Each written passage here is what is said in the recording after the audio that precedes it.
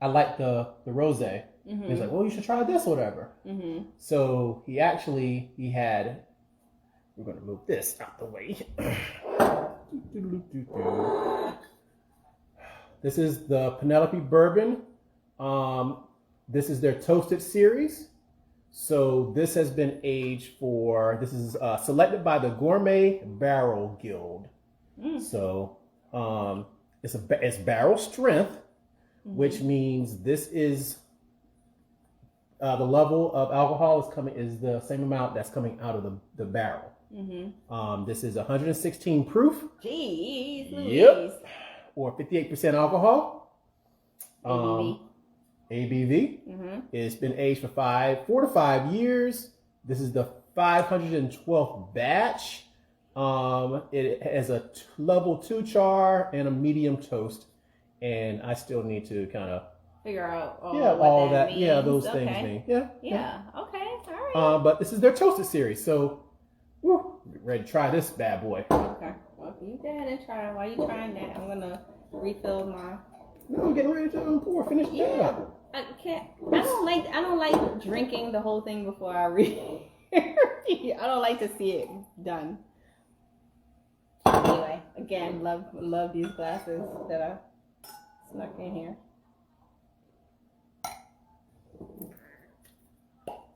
Now I love the way that Penelope's bottles look like wine bottles. Yeah.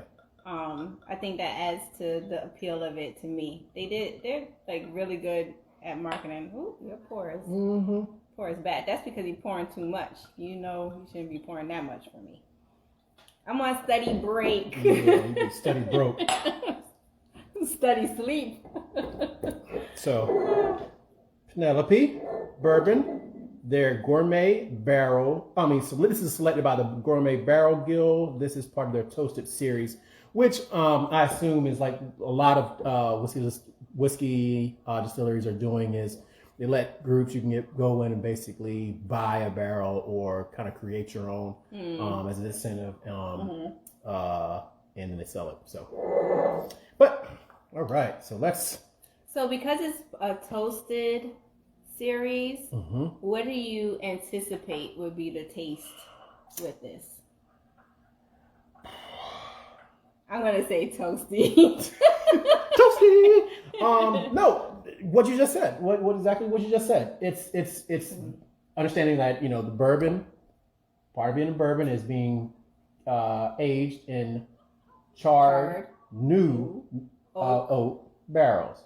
So American oak. Yeah. So it is all about like the versus French or and European because there's other ones up there. So now it's going to be this is that level of toastiness. So which brings kind of I would say the charring, but the charring is actually lighting the barrel on fire, right? Okay. Yeah, and that adds a flavor profile. Caramel, it brings kind of the caramel notes out of the sugars really out of the wood.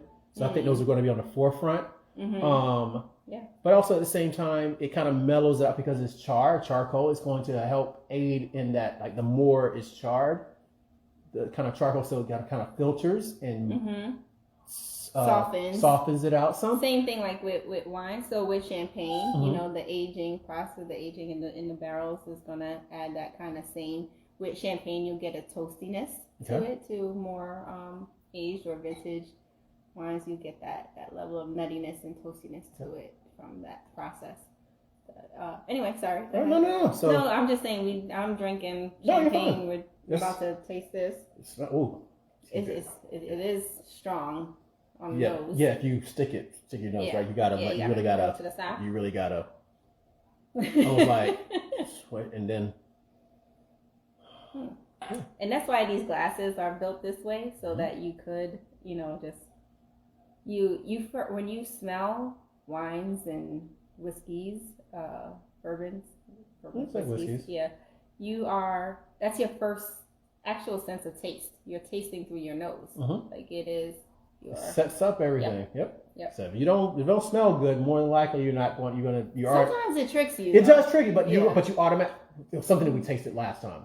And it was like, this smell. It smelled horrible. And it was then when you But we're not talking about that right now. But so we're here. Okay. But yeah, right. it gives your first impression Yes. though. So Yes. all right. All right. So what do you smell? Like what do you?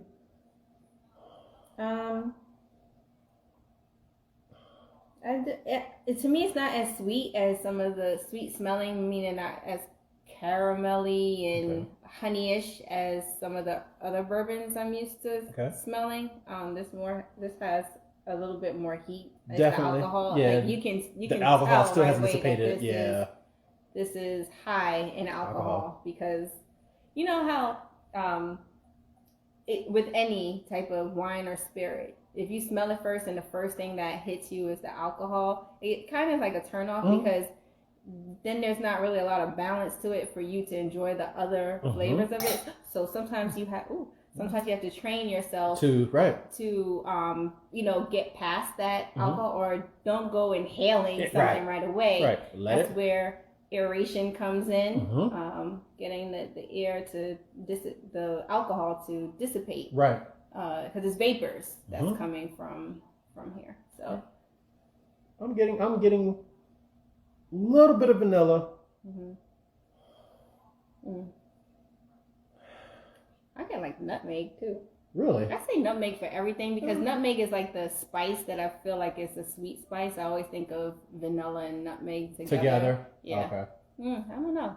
I'm a nutmeg fan. Well, not cinnamon, but nutmeg. Well, would you say eggnoggish? Yes, and I put nutmeg in eggnog. Yeah. So definitely, like you know how spiked eggnog.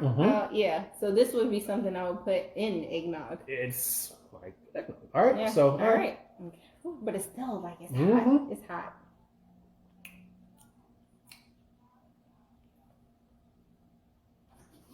Woo! Woo! But let me wash that down. Wash that down with some champagne.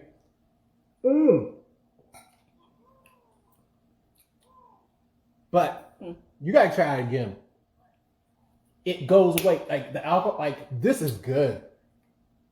This gets it hits. Definitely hits. It's high. Is high. Penelope barrel strength straight bourbon whiskey. 116 proof. Okay. But then that goes away and the flavors come immediately after. So are you still getting, or do you get an eggnog taste? You said an eggnog smell. Like a spiced eggnog kind of smell. What do you get now? At the end. You get it at the end. I don't know because I had the champagne chaser. So. Yeah, you can't have champagne chasers. Now it's very soft on it's in soft. The mouth. Yes. Yeah. It's very soft. And that's that char. Like this is a level. So when you think of char, you don't think of soft. Yeah. When I think of char and fire, I think of harshness. Yeah. But it is very soft in the mouth. Very soft. Like pillowy. Penelope. Like I don't know why, but Penelope sounds soft to me. And it's like it's like fluffy. Fluffy, yes. Like marshmallow. Like air fluff. Like cotton candy-ish. Yeah. Like not as airy as cotton candy, but what's like meringue? Like what's the the meringue that's like a meringue like that whipped meringue, stuff. Yeah, that stuff. Like egg whites basically. Yeah. Whipped egg whites. It's just so it's soft. Yeah. It's very soft in the mouth. But it that's brings what she said. Oh Lord. All right, cut the live off because now you know you done fucked up, right? You know you done fucked up. Cut. No cut. And we're back. So yeah, okay. Would you like this is? I would try it again. Like this is definitely something where this is not an everyday. But this is like a nice. This is. I think this would be a nice. This is definitely a nice addition. You can have it. I am looking forward to I'm looking forward to having this again. And I'm going to put it on my shelf and company or whatnot. Like a maybe you heard it here. We have it recorded because everything that you say is going on the shelf, I see going down and ain't nobody come over. So Name up. Next thing you know, there's a new bottle because that bottle's not. Yeah, well, we need company. People come over and you can try some. Thirsty. Yes. Anyway, we jumped on the live just during my study break so that I can have some champagne for the pain. And you bought some new stuff. This Penelope Bourbon. You gotta turn it this way. This Penelope Bourbon we tried, which was very good. Part of their toasted series. Very soft in the mouth, but very high in alcohol. And it's definitely flavors are there. Like not saying it's not just alcohol and salt. Like soft alcohol. No. Yeah. You get your bourbon flavors. There's complexity to it. Definitely something. It's not something that you would. It's not something that you would make a mixed drink. But it smells and tastes like spiked eggnog. Like it that comes to mind. I guess because whenever you're tasting, whether it's wine or whiskey, your brain is going to associate the smells and the flavors to what it already knows. You can't say, oh, this tastes, or it reminds me of. That's why I spend all my time in the market, walking around grabbing fruits and smelling it, and people like. No, you don't. Yes, I do. And spices and stuff. Like it only can register either what you've had, what you've experienced, or what you've put in your mind would be the taste of something. Like before tasting dragon fruit, you may think like, oh, I think this is what dragon fruit may taste like. And then you get disappointed. Where's the dragon at? Right. So anyway. Yeah. That's it, guys. We just jumped on real quick. I told you no more than 15 minutes, and you have me on here for at least a half hour. Okay, so and study break. Okay, you can leave. Go. All right, bye guys. I'm staying on. Kicked out. I'm staying on. Now I'm taking my champagne with me. That's my champagne. You don't have vlogs and shit on me. Bye. Bye.